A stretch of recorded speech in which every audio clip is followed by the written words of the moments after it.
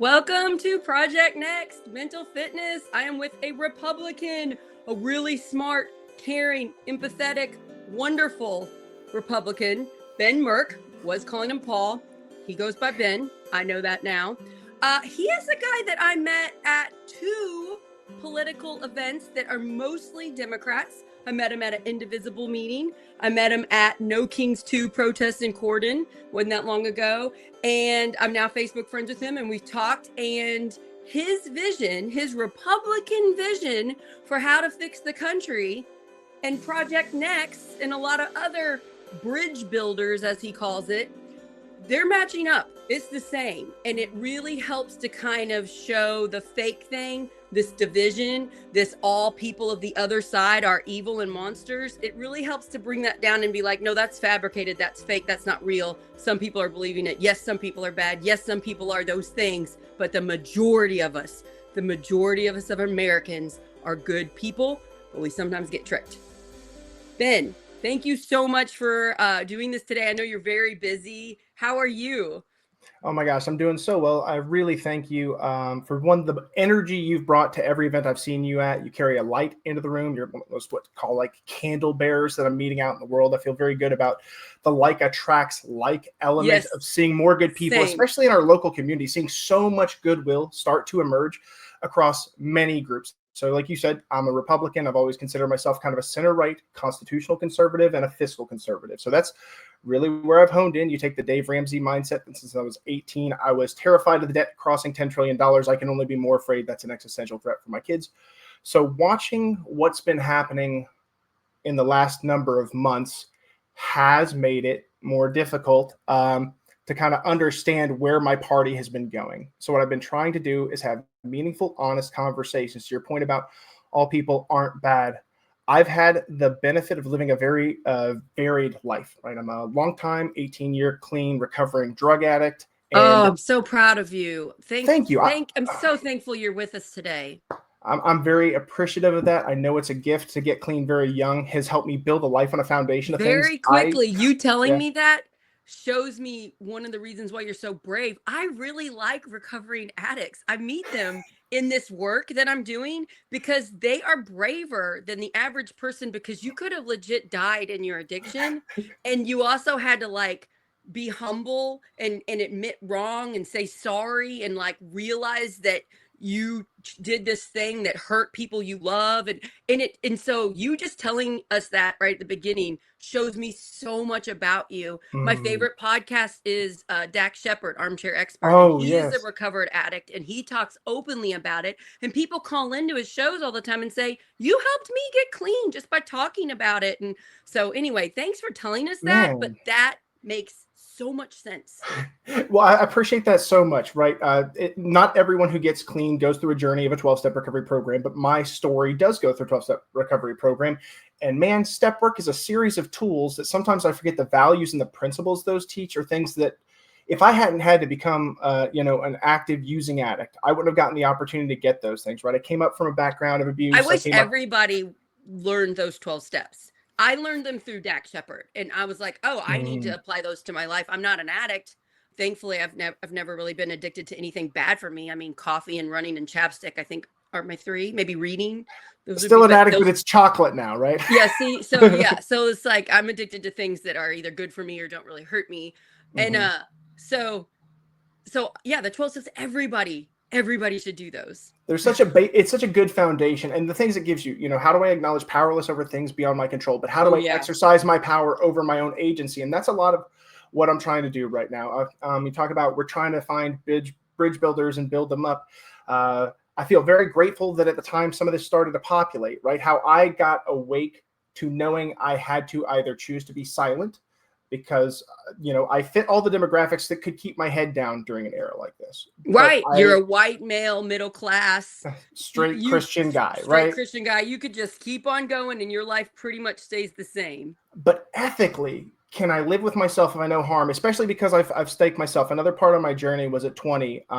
I went into basic training. Now, my heart bottomed out at the end, but I swore an oath to the Constitution of the United States, standing in MEPS in Indianapolis, Indiana, prepared to go, train, fight, die, and kill in the name of the defense of the rights of all people. So when I see those being trampled, or when I see those being at risk, I can't put my head down because I have small children. I need a world where if the worst case scenario happened when studying history came about, I'd rather die living honorably and out loud than have stayed quiet and watched horrors unfold on others, because that's what we've seen a lot in history. And I think America's doing a great job of coming together, right? You know, the number of elderly Republicans I saw at like the first No Kings with like, once a Republican, never again. I am a Republican, and I'm not willing to cede that ground, because what I don't see happening with the loudest portion of my population right now is them acknowledging traditional Republican values like constitutionalism, states' rights, small federal government. Yeah, there are fiscal really conservatism. good principles with the Republican Party.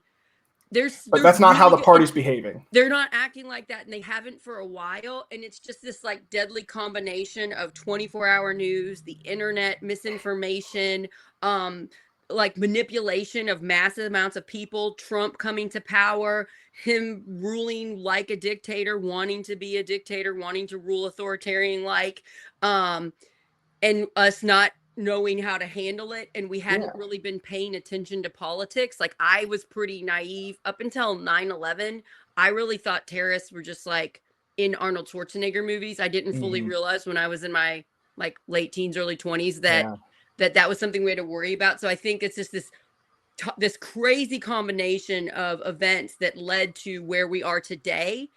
And then the thing that makes me the most upset, I guess, out of all of this is the people that profit off of our fears.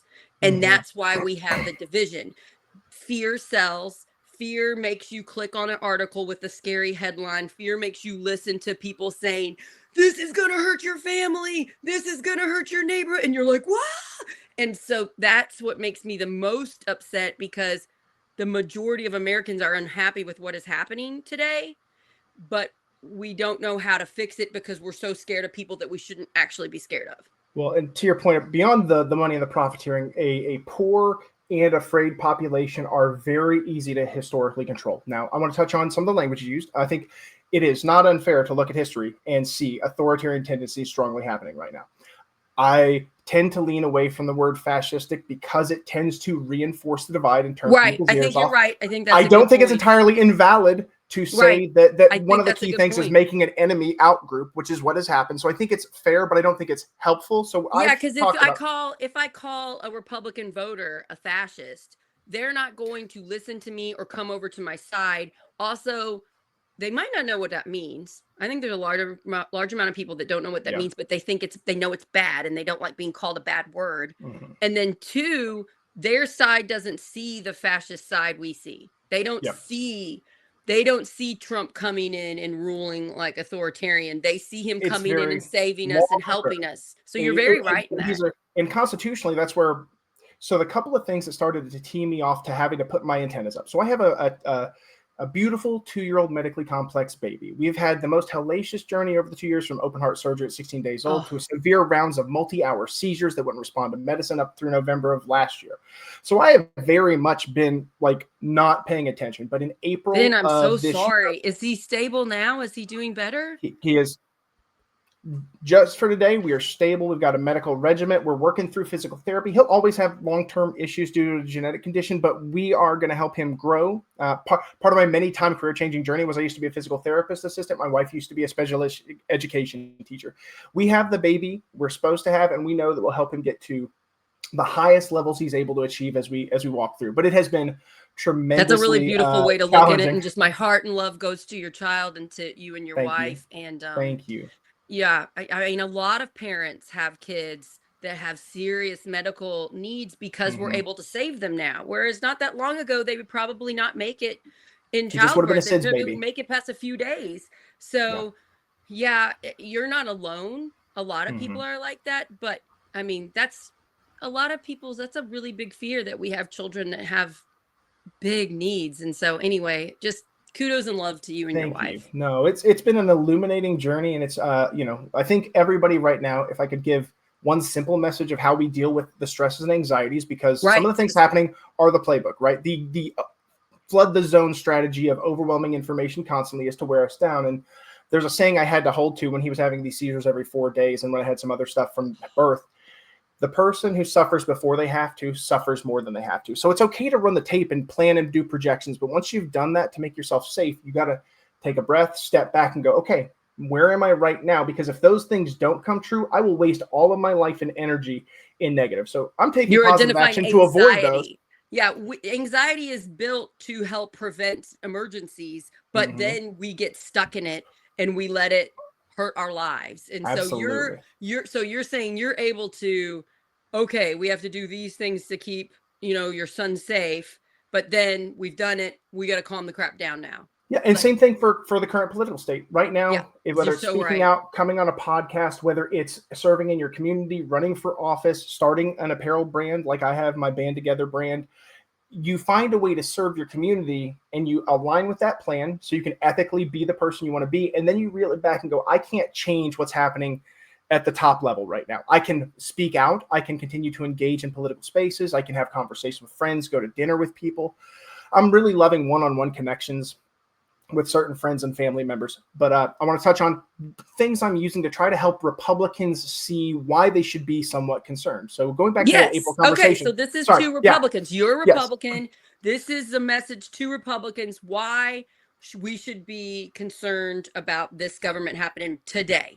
My first little flashlight moment was when I heard in April he was having the conversation with President Bukele of El Salvador, who was actually a self-acknowledged world's self-coolest dictator, right? When we were sending the undocumented. So he's having a meeting with the dictator. So he's having the meeting, and in that, he acknowledges out loud that he was having Attorney General Pam Bondi investigate if there's a way to legally deport American-born citizens and naturalized citizens. And in that, he was like, but only the worst of the worst criminals. And when I think about authoritarian slides, one of the things where sometimes my friends on the right will accuse me, you're soft on crime. I can promise you, I am not soft on crime. I am pro protection of all people's rights, which means I have to include criminal rights, because on the authoritarian slide of history, what happens is the ruling party makes an out group. They focus on criminals, and slowly you can expand who is and is not a criminal. So criminals are entitled to due process. They're entitled to these certain things. And so if you suddenly say that someone who's committed a bad enough crime can have their citizenship removed, then you've now said that citizenship and all of your rights are not guaranteed by the Constitution, and for me, given by the inalienable Creator. That may not be everyone's feeling, but that is mine. Like these rights are ours. So you're saying, wait a minute, this is a sign of authoritarian. You can't take that away. When you take away due process, when you take away the checks and balances to make sure this person with brown skin actually is a criminal that is harming America and should be deported, you're seeing alarm bells of whoops, there's a step missing here. Well, and when you say the idea constitutionally, I don't think there's a way to do it. When I've talked to other Republicans, they go, oh, he's just saying bluster. He'll never be able to do it. At this point, he takes a path of, I will do it, and then I'll force the courts to reverse it. Right. And that's the path. So I trust that if he wanted to, he would attempt to do that. But what I would say, and what I would try to posit to every Republican, and I think everybody on the left would get it, you cannot strip a natural-born citizen of their rights. And to denaturalize, which he talks about a lot right now, I'm glad that process does exist in the system. It's literally how we got rid of Nazi party members who lied to become citizens, right? Right. So denaturalization is a good tool, but it shouldn't be applied to people. Like that's the thing where he's having discussions about if people came here and started committing crime, could you denaturalize them? I'm a recovering addict for a long time. I know humans fall down, have hard times. I don't want two-class citizenry. If you become naturalized, because Republicans forever have said, hey, I believe in immigration. I just believe in doing it the right way legally. That's a sane stance, but you can't tell me that when you're pulling people out of This is the courts, problem right? that I've learned through my show I have with Republican Christopher Machen. When he tells me his side of ICE, he says, we're doing it. President Trump's doing the right thing. He's stopping the criminals. And I'm like, you're not seeing the same news we're seeing. We have legit people we know in Indiana. They're our friends getting taken in front of their children and getting thrown in some creepy prison for a couple days before they're released. And I'm like, are you not seeing that? No, he is not seeing that. He's seeing Trump doing a good job on crime. So just that there helps me to have compassion for my Republican friends, because we're so angry. How could you not care about these people? Well, they're legit not seeing the stuff we're seeing. One of the things that broke my heart as a Christian that really, again, made me continue to feel like if I'm going to be a red letter Christian, so the words of Christ Christian, then I'm going to have to step up and say things, because I would see people with like Jesus in their bio making jokes about feeding immigrants to alligators.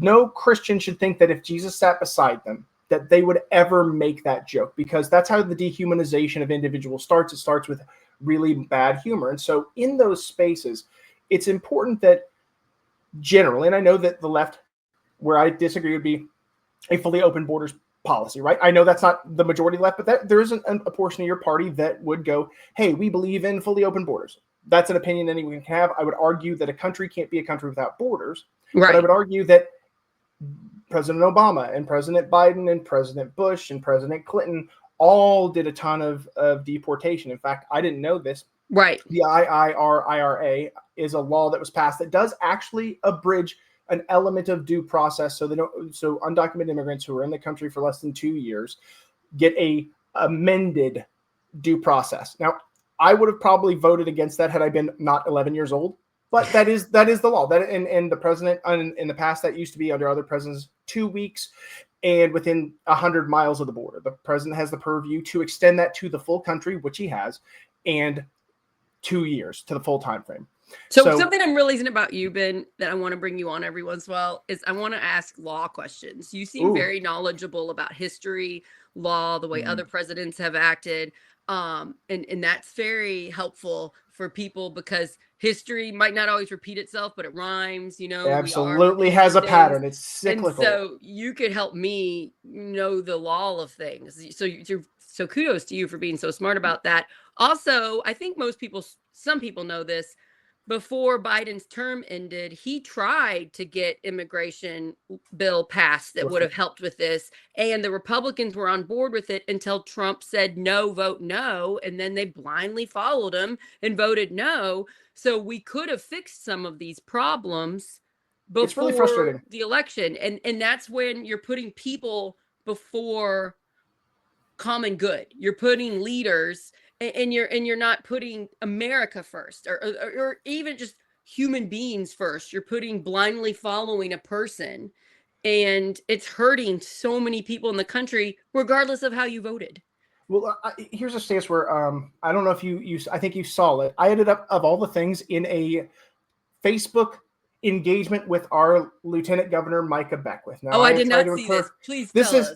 Yes, I had said, I'm getting really tired of this guy's propaganda, because he says things like not all people have due process. And I need anyone listening, Republican, Democrat, or otherwise, to understand that as a constitutionalist, the law is very specific in the Constitution, where it calls out what a citizen's rights are, which he is right. There are certain rights that non-citizens don't get. But when it calls all persons are entitled to due process and that cannot be abridged, that's very important. In the 14th Amendment, it clarifies, within our jurisdiction. So it's a pretty cut and dry thing. The Supreme Court's ruled on it. So I had to have an engagement with him around, here are things you're saying. Here's things where you're causing an enemy,zation, using words.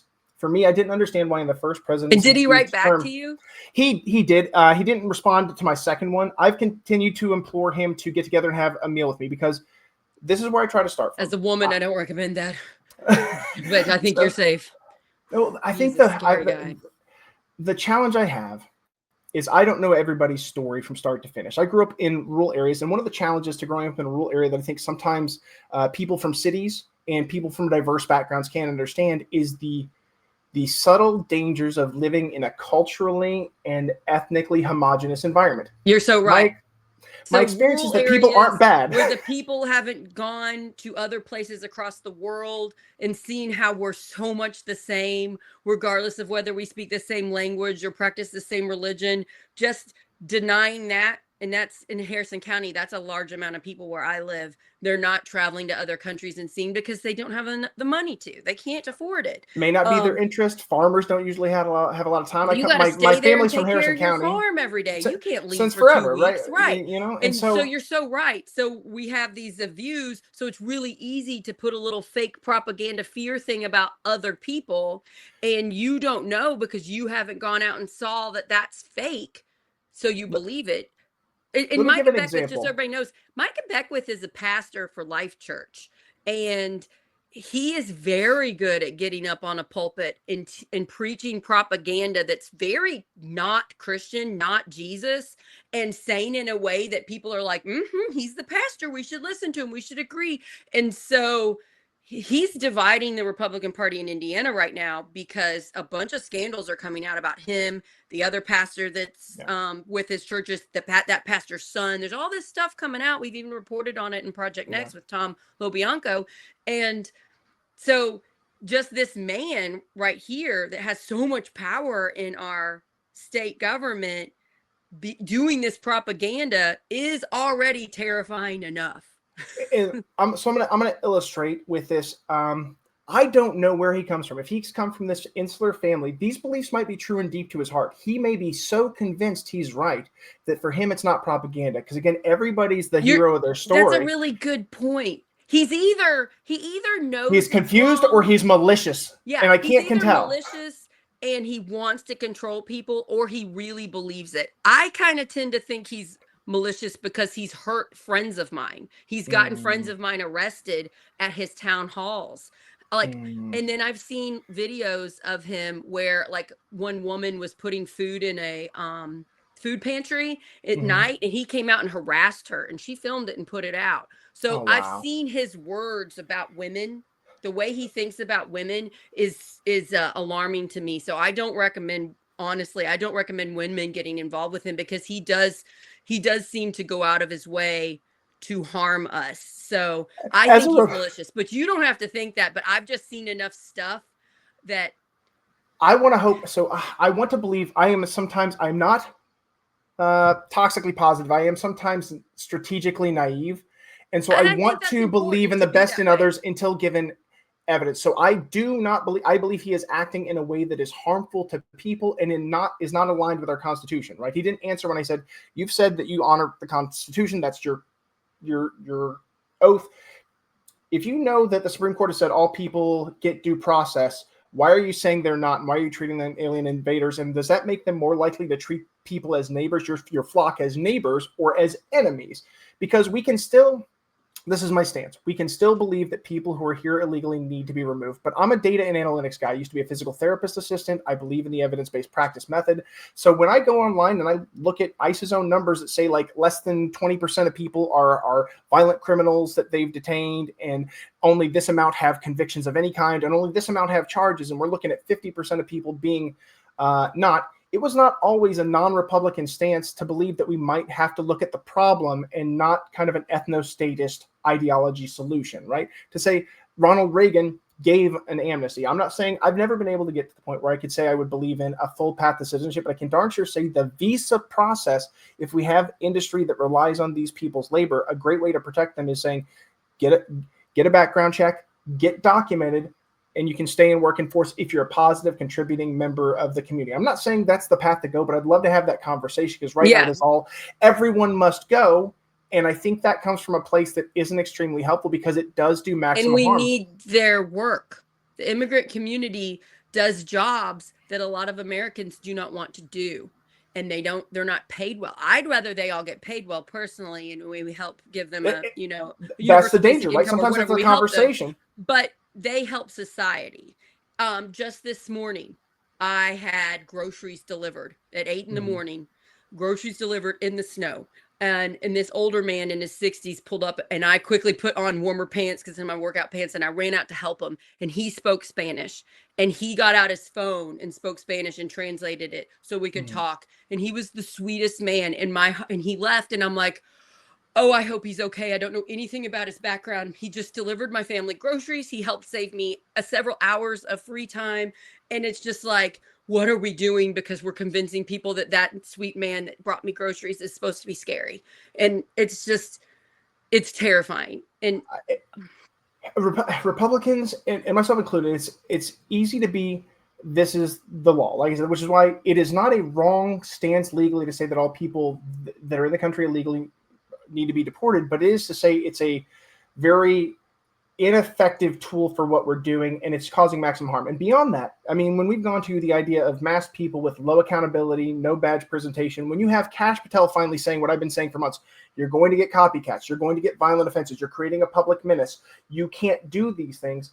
I argue predominantly with methodology, right? If we were deporting people like President Obama or President Biden or President Bush or President Clinton, the same issues arising, I think, even for the left wouldn't be the case. It's we're doing this in a dragnet style. We're doing this without strong conviction to it. When you have we can't label American one citizens, group of people and declare them the bad guys. Like, again, if I believe in the Constitution, I can't be in favor of somebody else's rights being abridged because I don't look like an at-risk group. Like, now, if you want to say that all Irish immigrants and Scottish immigrants and other predominantly white countries are now going to have the same treatment, so you're going to come and harass me, that's almost a fair equivalence. And I go, okay, I guess we can kind of use race as long as you're targeting all of us equally, but that's not what we're doing. Brown citizens who've been the brown citizens, the ones that look like they're from Mexico and South America, and again, particularly right now. My family are immigrants from Germany here in Harrison County from like 1870, and some people have been in parts of the American Southwest.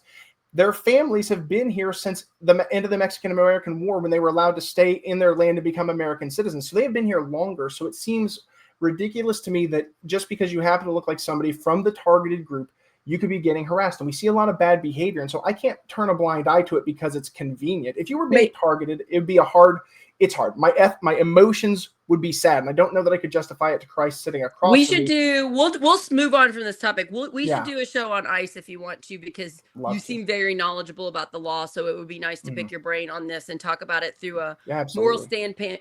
But before we move on, I just want to mention my 15-year-old is taking Spanish. He's on his 3rd year of Spanish. He's getting pretty good at it. He's got a good memory that I don't have. And he says that if he's watching YouTube in English, he gets ads recruiting him to work for ICE. And then he also has to listen to Spanish music videos because he gets quizzed over the Spanish music video that he knows what all the words mean. And when he's listening to that, he gets ads saying ICE is going to come for them. They better turn themselves in now. My son, my 15-year-old on YouTube is seeing this. I think both of those things happened to him last week or the week before. And I am very alarmed that my 15-year-old cannot watch YouTube and do his homework without this political issue coming at him on the extremes. That is a little alarming to me. So you might think that us white people are fine from this, but they're trying to manipulate my 15-year-old right now. Absolutely. And he's just doing his homework. They have a high degree of desire. And he's like really smart. So he's just like, look, he watches YouTube videos on how to do stuff and learning about stuff, and he's getting that. So it's just what a world we live in. We've got to stop this. We have to call it out. We need Republicans like you saying this is wrong on a constitutional level. And we shouldn't put it as a Democrat and Republican. We should put it as a human issue, and let's call it out and let's fix it. Let's stop being divided. We need Republicans and Democrats to come together and say, hey, let's stop this. Let's work together and do something humane. That's why I keep the focus so deeply on the Constitution, because when we look at the rights enshrined for citizens, it's very important to protect citizens' rights. And one of the challenges to having engaging conversations with people is I'm a particularly empathetic human being. Not everybody is. And that, in some ways, that's by design. Are you familiar with Maslow's hierarchy of needs? Yes. Perfect. For the audience that doesn't know, it's a kind of framework of, hey, as this pyramid goes up, if you can't have food and shelter, you don't really get to think about things. If you don't have your basic things, you can't think about the other things. You can't climb up to actualization and doing the things you want to do the most. So, and I see that with my neighbors that legit are just trying to stay housed. Exactly. They don't have time to listen to a Project Next show and worry about this and this. They're trying to put food on their table and pay their energy bill and pay their rent, And it's I'm not going to go judge them. I'm going to be like, I'm going to do everything I can to help you, but it's so hard, It's how can we love folks? So it is for me, it goes back to when people are concerned, and I don't want to make people afraid, but I do try to help people think about, since it's not affecting you, can I get them to think in a frame of mind? Because when I see that it's coming for X rights, history teaches me those things become corrosive and eroded. So if we don't protect here, it's important for me to protect that person at the edge, to ensure that it never affects me. And so I try to speak the language of basically the Socratic method. For those that don't know, it's really just asking a bunch of good why questions. I do it to myself all the time, but when I have a conversation with somebody, how do we build better bridges? You and Chad Snow on one of your other episodes, plug for that. Great guy, doing great things in the community. December 10th is the event for the Have Conversations That Matter. If you live in Southern Indiana, go to Do Something Southern Indiana's website and please come out and come to that. Yeah. So, keep going. So it is that idea of how can you ask people questions they may not be asking themselves, and don't just do it to lead them through a conversation. Do it to learn. Do it from curiosity. Start from a point of curiosity about what somebody else believes. You don't have to agree. You know everything. Like I don't know everything. You don't have to agree with everyone. This kind of goes. Don't take it personal. Ben, this is what I've been having lately with the left. I get, I don't know, an average of like 10 to 30 comments a day telling me I'm wrong. And I'm just like, don't take me personally. I'm trying to build bridges here. I'm trying to open up a dialogue. I'm admitting I don't know everything. You don't know everything, but you and I can learn from each other, and it's like, stop taking me personal. Stop taking other people's opinions personal and focus on the common good. I don't have to agree with you on 100% of things to work with you. Absolutely. Clearly we don't agree on everything because I call myself a Democrat. You call yourself a Republican. There's going to be some things we disagree with, but I don't care. You're amazing. You're a great person. You've been through a lot. Thank you so much. I'm going to learn from you, and you might learn something from me. Like, so to the left that like to tell me I'm wrong, and don't take me calm down. Let that control go. You better control Sarah Blessing on Project Next. Let that go and open up your mind a little bit to maybe you're not right about everything. Maybe the left isn't right about everything. My encouragement to both sides. And so I feel grateful that thank you for providing me a platform where I get to talk to people who may not normally hear me. If we can look at each other through the lens of some volume of compassion, love, which is very hard right now because you're seeing some people on both sides act really ugly. Great example. I met a young man out at a bar recently. I don't drink, but I was there for the vibes. I was reading a book. He was like talking to me and he's like, yeah, I'm an active communist. I was like, cool. Let me start by framing the conversation. Are you a put people in gulags communist, or are you like general ideology? And he's like, no, it's wrong to put people in gulags. I'd have had the conversation either way, mind you. He said he was for putting people in? He was not. He said that would be wrong. Okay, sorry, so I said, okay, I would have had the conversation either way, mind you. I just would have known if you believe in the political violence of putting people in gulags, I have to be a little more concerned about my safety than if you know that that's wrong. But I'm going to have the conversation. Like, as a woman, I also have to be more concerned than you do in a conversation, because I've had conversations with strong, healthy white guys saying they would go up and talk to them this way. And I'm like, oh, I can't do that because you're stronger than me. And I got to make sure I don't upset you. So it's like, I'm really good at making sure people like me and are not scared of me. Like when I go up and talk to people, I'm not confrontational at all because I'm always thinking of my safety, because I go out then and talk to people and I'm by myself, as a woman. Wow. So I've really learned most people are wonderful. I've not once had a scary interaction ever. And I've talked to tens of thousands of people at this point in our community. That's amazing. But I don't go up to them.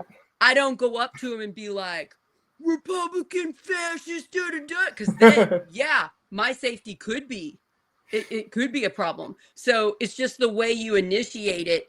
It's different for you as a white guy as it is for me, which is interesting to me. That makes a lot of sense. But it doesn't mean that I can't go and talk to people. I'll go up to somebody with a Make America Great Again hat, a Trump picture with the fist up in the air. I'll go talk to that person, but I'm not starting with, can't believe you voted for Trump. How do we see each other with love and compassion out the gate, right? Because I want to believe, and I've met some people that really are kind of malicious and nefarious, but it is much fewer and further between. It's so much fewer than we think. So... And I just want to comment on this. The MAGA person that's wearing the shirt with the Trump with the thing and the MAGA hat, that's a shield of protection because they're scared of Democrats. We have to realize that. They're doing it to be like, if you're a Democrat, don't talk to me. I'm terrified of you. And then on the other side, we do it too. We're putting shirts on where like, if you voted against my rights, we can't be friends. And we're doing it too. We put things all over us to show who we are, to protect ourselves from the other side hurting us. So if we realize that MAGA guy's wearing that MAGA hat because he's scared of Democrats, it helps you to realize he's scared. I need to show him I'm not scary because he's been told I'm a monster. And it's so true. And it's so like, that's why I actually really like the Make America Constitutional again. It says MACA. It's really printed on my shirts big. And it's been fun to watch because I've seen people on the left look at it. And I did it as a brain hack. They see it and they read MAGA because that's what they're conditioned to. And then they go, hey, what's that? Because I was at a protest up in Indianapolis, protesting JD Vance being in town to discuss the redistricting. And somebody goes, that. Hey, that's awesome. What does your shirt say? And so I watched somebody go from so mad to very curious. And I've seen the same thing with people in MAGA. Hey, what do you mean by that? Right? Yeah, that's another way they wear the shirts. It's to find their tribe. Exactly. I know who's like me. They're scared of a group of the population. How do they find their trusted friends? These are the people that think like me. And this is so human, right? Tribalism is the most human thing. It's a survival technique. You need others to survive. Yep. Thousands of years ago, hunters and gatherers, it's a basic thing. Whereas now we've evolved. But if we're full of anxiety and panic, we haven't evolved. We're right back to that, Absolutely. And that's I want to talk about your brand. Absolutely. Can we talk about your band, Absolutely. togetherbrand.com, that people can go to right now and buy like a cool shirt? Can you explain what this is? Shirts. Yes. Okay. So I have my Make America Constitutional Again shirts that are on there because that was really what I started with. People go, I like your shirt. I printed it myself. That's a conversation starter, like Chad Snow was saying. Just wearing it breaks that shirt. The echo chamber, right? It's curious. Constitution. I support the Constitution. And both sides, it's a very bipartisan thing. Now, then we have to have a conversation about what that means. But it's if we frame from that, it gives me a stable, nonpartisan place to start with people because it gets people out of their comfort zone intellectually. So if you want the MAGA shirt, Make America Constitutional Again, you can get it on bandtogetherbrand.com. And so the band together is obviously for me a play on if we don't band together, we might all be banned, B-A-N-N-E-D. I like that. Right. And this has been an idea in my head for about 15, 16 years. So it just happened to be a time politically, topically, and also with the advent of print on demand and AI, I was able to more quickly that's so true. move into the space. So like this shirt I'm wearing has Cassius Clay, who's really a regional kind of hero. He was a notorious abolitionist. He was the son of slave owning Wasn't people. that Muhammad Ali's name? I'm so confused. Muhammad Ali is named after Cassius Marcellus Clay, who is the gentleman on this shirt. It's his dueling club because he was notorious for getting into duels. I don't believe in political violence, but at one point, men, being the unique creatures we are, felt like the most civil way to settle our disputes was to turn around and shoot each other. Or shoot each other. Okay? Yeah. I mean, so Alexander Hamilton. This shirt is this shirt is about being willing to be principled in a time that it's difficult. Because, and I want to say this to both sides. Both sides of the aisle have a reason to feel scared. Democrats were assassinated in Minnesota. Charlie Kirk was assassinated. I am terribly sad. Like, I'm not going to cry right now because I won't let myself, but I am terribly sad that that's the state we're in. But I need everybody to know we have never not been in a state where it has been dangerous to be a person of character with high value and to speak peace. I believe that we have to all bend the arc of time towards justice. We can look back. John Kennedy, Robert Kennedy, Martin Luther King Jr., Freddie Hampton, all these people assassinated in a different period. One of my favorite shirts, you can't really see it clear back there, but it's got Socrates on it, and it says, I can't teach anybody what to think. I can only teach them how to think. But Socrates in that is holding a cup. For me, that's metaphorically his cup of hemlock that the state forced him to drink to poison himself, right? He died by a death penalty.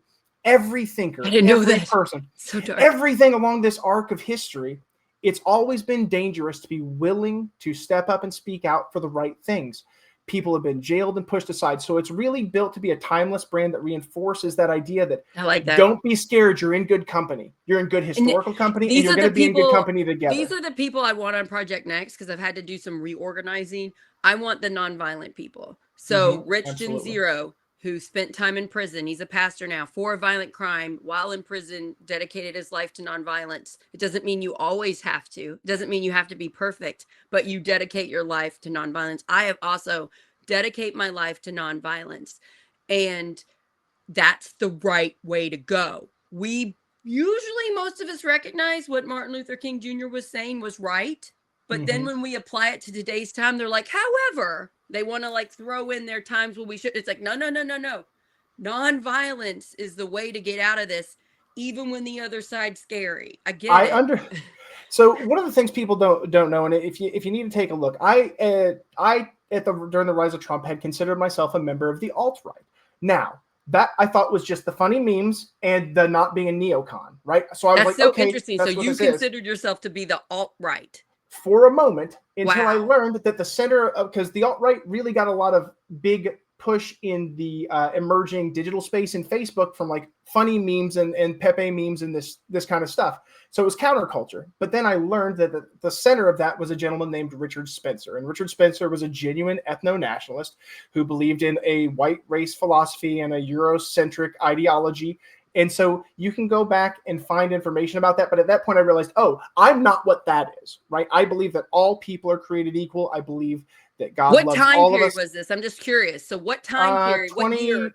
The 2011, 20... Wait, hold on. So it was a while ago. Yeah, it was over 10 years ago. It was before this was over Trump. 10. It was before Trump. The alt-right movement was attached to Trump's rise to power. Okay. Right. So if you, and I would love separately from the show, I'd be happy to like kind of help you see the timeline because I've got some old stuff because it'll make it episodes we could do because it would be interesting to track the alt-right. Kind of some of that. You could give the history of it. And because it was not something I wanted to be a part of once I saw. I was like, hey guys, the center of our onion is rotten with actual deep cuts, like people doing like Nazi salutes humans.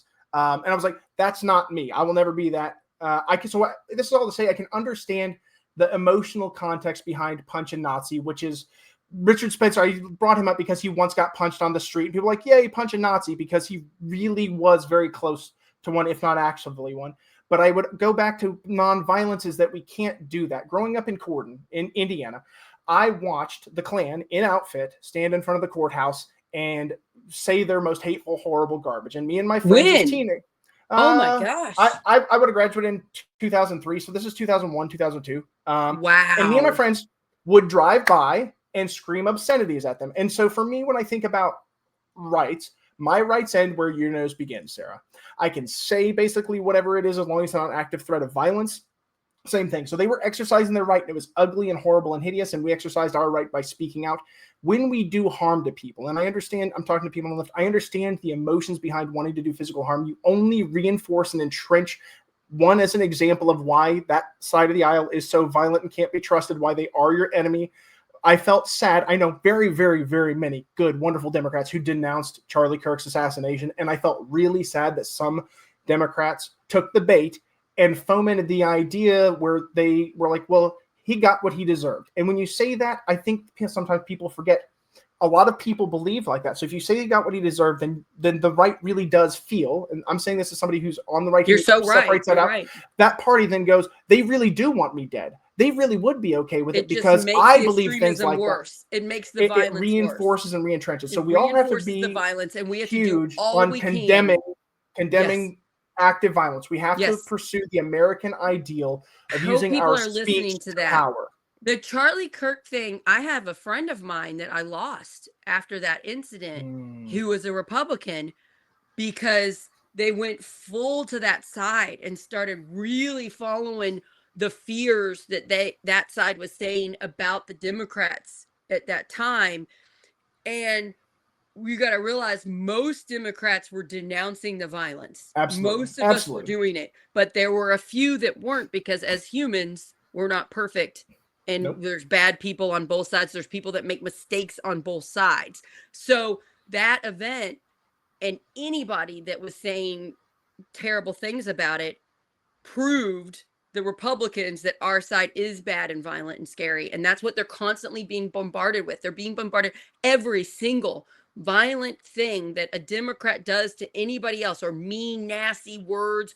It is being shown on repeat on the far to the right propaganda stuff. And so we have to realize it just fuels, it's putting, logs in the fire of the fear and the violence. It's making the violence worse. And I get that we're scared. I'm also scared, but we got to look past what's the goal here. The goal here is having a society where our children can grow up safely. They can get a good education, good health care, work a job that pays for their bills and pays for them to have a decent life. If we want that, we have to collectively put aside our fears and come together, not take things so personally, not judge everybody, like I bet people could judge you just on the things you've said today. They could judge you and hate you because of your past actions. But your past actions have led you here, and you're an amazing, incredible human today because of your past. And I think we should look at it that way. I'm really glad we're having this conversation today. If some of those things wouldn't happen to me and wouldn't happen to you, we wouldn't be talking right now. So I really like the way you're phrasing why we need to be nonviolent. I think it's very beautiful, and I appreciate you phrasing it that way. Thank you. Well, it means everything, because I would never ask a lady her age, so I will say I am 40, and I was born in 1985. And as a arc of time, I've watched this. I was the last era of analog and the first era of pure digital. 40, but it's clearly because you lived a life. I'm 44. I'm almost 45 in a couple weeks. So we lived through the rise of this element. So we talk about how things are broken into echo chambers in the algorithm, right? So we watched the rise of the internet, where it did bring people together. It did connect people. We saw the early Facebook there's good and MySpace and bad from the internet. It's complicated. Brought things together. But when they found out how to monetize it, it became about the attention economy. And to your point, fear and outrage incentivize the economy. Chad had a great lesson on how you put different. So go back and watch that episode. Yeah. He talked about using the algorithm to your advantage, and that's what I've tried to strategically do. Something I did I made breakfast at a local hospital in Clarksville when I was in my 20s, and I got access to the remote control. And so half the day I'd put on Fox News, half the day I would put on CNN. So I could get all the news run and then go, hey, what are the four things people agree on? Hey, there's my facts, because everything else is spin designed to keep you in, again, 24-hour news cycles. They're driven by ad revenue. If they don't keep you outraged intentionally, they lose you. So again, we have to be better than the system that is seeking to confine our minds, and we have to intentionally outreach. I don't know if you've seen. And how do you start a media company, Project Next Media, where your basis is stopping that, and your main form of getting people to watch it is on these platforms? That has been the equation I'm always thinking about every day. I need to get something that gets people to want to stay, but I'm also promoting unity and compassion, and the other side isn't bad. So it's hard. My friends, I have friends that I've had to stop hanging out with because they're so extreme. Their platforms have hundreds of thousands of followers. Well, I don't have that much on Project Next, because they're spouting the fear stuff and they're getting the eyeballs.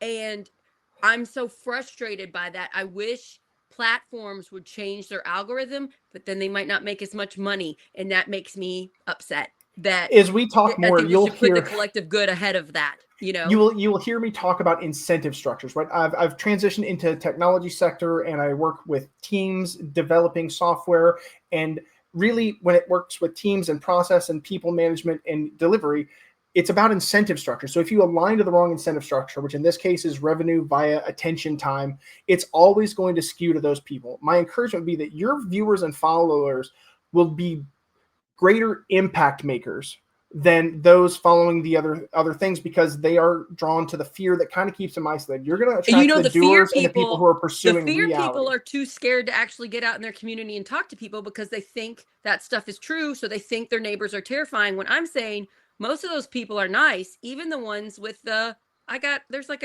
a guy with a giant MAGA sign that puts terrible things out in Palmyra. He's a nice guy, actually. And it's like, make Palmyra great again sign guy. I get what you're saying. You're saying the people watching Project Next are actually not scared to get out in the community.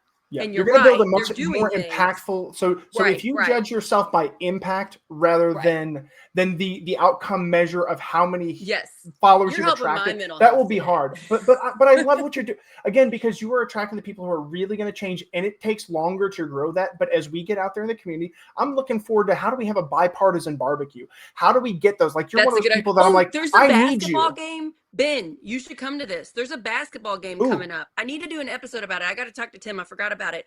It's with Evan Stoner. He is a Democrat city council member in Jeff, I think, and he's putting together a basketball game with Republicans versus Democrats. But everybody that comes to sit, there's no cheering. There's no Democrat one side, Republican. Everybody comes and sits together to show everybody working together. What And a Tim fun way Peck to is going to promote be the civics again. coach. He's going to be the coach for the Democrats. And I want to come and maybe like do a little show if I can get away. Oh but my gosh. so we're doing this in Southern Indiana. Yeah, What you're I think talking we can about. be And like templated you to and the, I to the met whole two- nation. We met 2 times. You were on a Project Next show. You were on the No Kings Protest and Cordon Thank you show. for that. Yeah. And like, so we're actually meeting the community. I got connected with Chad Snow from another woman that's fighting life-wise. She connected us. Like, I'm meeting all these amazing people. Just today on my phone, I was connected with some more awesome people that I'm going to talk with. So I you're get right. goosebumps. All How this much good fun stuff is is it? happening. So I think what we want to do as a unity unit across all spectrums, how do we make it a party so fun people don't want to miss it? Because civics have lost third places, they've lost spaces to be engaged. We're all so busy. We're all like our kids are in 100 hustles. activities. The hustle. We're so T-shirt busy. brand, full-time job, medically complex kid. We're all hustling. How do we make time and space for each other again? And so those are the things, like, I'm so excited to talk to you more about these types of events. And what you're saying, because I love hearing about that. What you're saying is this needs to be priority number 1. If we actually want our kids to have a safe place to live and grow here in America, we need to step aside some of the other things, put those down for now, and focus on the unity events. Social fabric first. We need to do this. Social We've got to fabric fix first. this first. And then that kind of teaches our children how to be civically engaged as well. So that's hard when our phones and our news sources are trying to keep us glued to it. That's hard when we're really busy with all our life activities. But you're right. We all need to step up and put it more as a priority. This basketball game that's coming up, that event. Well, here's the thing: people are gonna. I'm gonna make a promise, and I seldomly do this.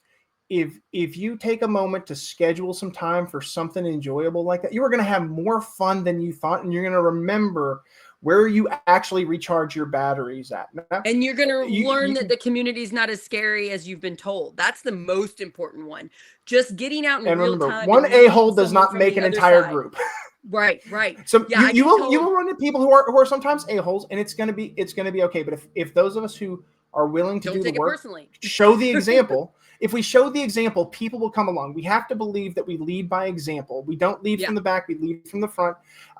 So to your point about this, one of the things we touched on in that No King's Day protest is this idea of an 80%, what I'm calling caucus. I'm still forming this in my head, but I want to get that together to go, how do I facilitate meetings for a living? I want to get, I've been a butterfly. I've gone to the Harrison County Tea Party meetings. I've gone, and I consider myself a member of Do Something Southern Indiana. I love it. A great nonpartisan organization. Truly, I love Do Something. They're great. I know you. Indivisible. Indivisible gave me a table, and that's what forced me to open my LLC and get all my stuff aligned to even do this business. Sweet. Like, hey, you want to sell your shirts at our thing? Yeah, the Indivisible people rock. Yeah, I did want to give you one minor correction. They are a self-acknowledged progressive group, but they are lovely, and they're trying to make an inclusive space for everyone who's willing to be peaceful. It is. It's mostly Democrats. It's mostly liberals. But have they been welcoming to you when you came and said you were? I told them, I was like, look, well, they saw my shirts. I said, so you're aware I'm a Republican, but I believe in these things, and these are my stance. They're like, yeah, by all means, come out. I was just so happy because you did that to me when we first met. That's what you said, and I'm like, it's so amazing you're here. We need so many more of you. Like, I was freaking out with glee. So I would imagine that's how you're treated with the most part. So far, I've been really grateful because I think the reason I went to the first No Kings protests was because there was a lot there was pockets of filmed violence in California at the time that those protests were happening. So I said, what's going to happen here? What's my region doing? I'm not going to judge the nation's response with these protests. I'm going to come see my community. I went to Cordon, New Albany, and then to Louisville, and got to see all three in the same day because they were staggered. And I met so many lovely people, and my experience was not one of fear and division. I'm sure if we sat down and talked through every single issue, there would be points you'd be like, man, I kind of think Ben's an a-hole on this, but hopefully you'd still love me at the broad, right? Because that's going to be Well, one of those things like, wow, you I think clearly identified with it because I met you at the No Kings 2 protest and you were protesting with everybody.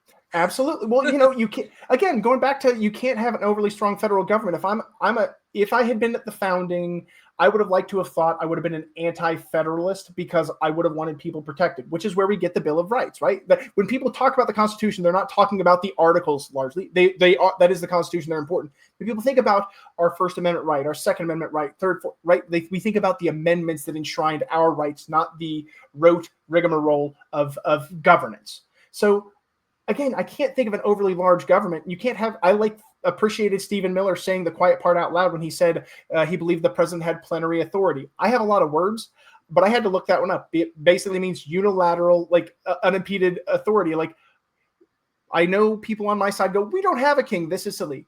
For my people on the right, if anybody sees this, when I go to No King's protest, it is because I oppose the expansion of federal power over the other branches. I believe in 3 co-equal branches of government. On my Make the America propaganda, the fake things that the right thought about the protests were very amusing to me. Like, they thought that if we protested, Trump wasn't going to be president again. They're like, look, Trump's still president. I'm like, what do you think That's not doing? Like, I don't understand your.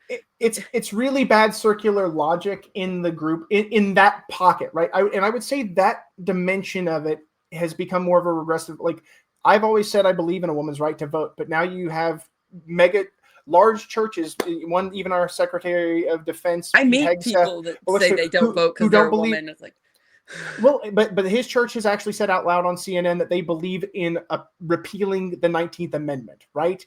These are the things that people would tell me Republicans believe. I'd say, no, we don't. That's nonsense, because no one I've ever met had believed those things. So you got to also remember, when you're meeting Republicans, there's a lot of flavors of us. And so when you go, you're bad, or you believe in authoritarianism, you believe in XYZ, we tend to find our tribes even within the party, right? So those of us who are like, that's insane. Well, I had to say that until, you suddenly have me watching, the text threads from the young Republicans, and me having to get very vehement about, like, the vice president's not denouncing that and saying that's just kids. You can't, as a Republican, I really need to be ethically and intellectually consistent. You can't be telling me we need to reduce the age at which we prosecute children as adults to 14 while telling me that 25 to 37-year-olds saying abhorrent, racist, Nazi nonsense is kids' edgy jokes. No, we don't. Not all Republicans will do this right now. Yeah, I will denounce that in full 100% of the time, because that should not be a hot take. That should not be a hot take. Their society right here. Republicans calling out Republican crap. I'm a Democrat, and I will continue to call out Democrat crap. I've been doing it since we started Project Next, and I will continue so, because I'm on the side of community, of people. I've got a heart out in just a couple minutes. I want to touch on these 2 things. A friend encouraged me, people like you were doing it, and it's part of why I'm doing it. So when you're engaging in the online space, it is not about you and your message with the person you're directly engaging with. I am almost never going to change that person's mind. Right. I'm going to be articulate. I'm going to be kind. I'm going to be compassionate. I'm going to invite people and ask questions. And I hope I sow a seed in their heart. But it is really about the people who read it around the edges, who are even too afraid to emote and react to it. And yeah, I have had messages from people saying, that are afraid to like anything. And I've had messages from those people, and I'm sure you have too, going, thank you for what you said. We who are currently bold enough set a tone. Republicans, what I'd say is, because the Democrats have been for a while very hostile towards all of you were Nazis, all of you are XYZ. I know more Republicans who didn't sign up for what's happened in the first 9-10 months of this presidency. I did not vote for President Trump. I generally don't say how I voted. I did not. I voted third party in this last election, because that was just where my heart was. And I don't think anybody expected what they got, because I think even I was like, oh, we'll get like Trump Volume 1 Part 2. I did not expect Project 2025 to be such a real thing that was going to have such traction and was going to be so aggressive. So there are more Republicans I talk to in the quiet of conversation who go, I don't agree with these things, but there's nowhere for them to politically land. So if you're on the left and you're not making a space for them to not be called awful things for them. Yes. They don't have a place to fall away. So they may not vote in the next election, or they may vote quietly, or they may do something else, or they may still vote with the party. I don't know. But if we don't start building a bigger center, 43% of people identify as independents now, and if you We look at need those the, independents to come over to and if the Democrat side for now, and then hopefully the Republicans get better and you can go back when they're better. But for and this now, goes we back to gotta my 80% caucus. right. If we can find what we all agree on, I don't care whether you're red, blue, or purple. If you will agree to these things that are a stack ranked backlog of what would actually fix us, like I would, yeah, I got 3 minutes. If I could change things and wave a magic wand, I hope we can all agree that getting corporate money out of politics and saying that corporations aren't people would be a huge boon to our society, getting back to the people running things, ending gerrymandering. I don't know that we can do anything about the primary system, but I can't actually run against Aaron Houchin at this time because I haven't voted in a Republican primary, so I can't run as a And if Republican. you ran as a Republican, the party would just not help you at all, and you would My lose. purpose Because wouldn't be to there win. was a It would decent be, Republican that ran against Houchin last time, and he wasn't anywhere close. if you're not taking corporate money, you can't. But I think it's very important for the soul of my party to have options that believe what they believe and remind We them can you talk don't about have this to be later, 'cause this. you got to go I before gotta you do. go. But I How can thank you so somebody much. talk to you? How can somebody talk to you on? Is there a social media? Is there a website? What? How can people reach out? So if you get to bandtogetherbrand.com, you can find that on the platform, and that'll get you to my Facebook for the brand. That's a good way. I'm Paul Benjamin Merk on Facebook, but I'm not accepting every friend request. So I like to engage through the secondary medium because I have kids and I have things and it's not always safe to let everybody in. But that's And you absolutely can an easy comment way to on find this me. episode. You can comment on this episode, And it's a I little can dead help on get the that to you. vine. It's a little dead on the vine right now because I've ended up in 3 other kind of endeavors. you're busy. But a thoughtful advocate is another Facebook that I run that I've wanted to put What's it content out. called? A thoughtful advocate. A thoughtful advocate. You and that's just what I wanna followed me be. on a Substack. Yes, A thoughtful absolutely, advocate. I saw absolutely. that on there. So Okay. proud. And so, so those are the places to connect. And I want to have more good conversation. I'm gonna give one final shout out to Ethan Sweetland May, who's doing a series of open town halls, which I think is what is civically needed. We are good friends, and I will always grill him. I will always grill him as a Republican, but he's also made it a safe space for kids. So I brought my 9-year-old who had a great time at a civic event. Nice. So getting the kids together and engaging and building up a body of the youth to see us peacefully engaging with one another and in disagreements still being just and fair and kind. So be kind, everybody. At the end of the day, I have to run. But thank you so much for this opportunity. I've had a lovely time. When you want to come back on again, and we could do like one topic and dive into it. You could teach me the history of something, Well, I will darn sure be happy to share the things I know, and I'm always excited to learn more, right? The benefit of having ADHD is I get a very broad base with like shallow to medium depth. So I would love to talk more. Again, thank you so much for what you're doing. Highlight thank you to CPND for all the great comments. I've been reading them and they've been really nice. Hopefully it helps. You can go ahead and get off. I'm going to talk for a couple more minutes about stuff going on, and message me when you want to come back on. And thanks so much. Thank you. Bye, Ben. Okay, so before we leave, just a couple things to say. I want to thank Ben. There's another Republican. Hopefully you guys realize we're not all created equal. We're all different types of Democrats, all different types of Republicans. Maybe we don't blindly judge the label. Maybe we get to know the person. Let's not take things so personally. And just a couple things about Project Next, if you could help. If you could follow us on YouTube, Project Next Movement, that would really help. If you could subscribe. We have a website, Project Next Indiana. If you go there and type in your website or type in your email, you can get our shows emailed to you. And then you can read the summary and see if it sounds good, because we're pumping out lots of shows. You can pick out which ones you want, which ones you don't want. And then it really helps if you invite your friends on Facebook to follow Project Next. You just get on your Facebook, go to Project Next. There's message, there's follow, and then there's 3 little tiny dots. Click the 3 tiny dots, hit invite friends, hit invite all, hit invite. That helps us grow so much. I'm doing another show on Friday with a woman who is a lawyer, and she is running for judge for Floyd County. So we'll find out a lot about, I don't know much about like being a lawyer. Why would you run for judge? What do judges get to do? What do county judges do? It would be interesting to learn more about that in the judicial process, and why is she doing this? Because we know that you can use the law for your agenda. We see it happening with people getting really long prison sentences and things like that. So judges have a lot of power. So it'll be cool to dive into somebody that is running for judge. So tune into that on Friday. I think it's around lunchtime. And please share the show, follow, like, and subscribe. And then this is to nonprofits. If you are a nonprofit, we are doing sponsors. We're entering in phase 2 of Project Next, where we are growing and we are I'm going to start doing little commercials about nonprofits, causes that match up with the Project Next mission.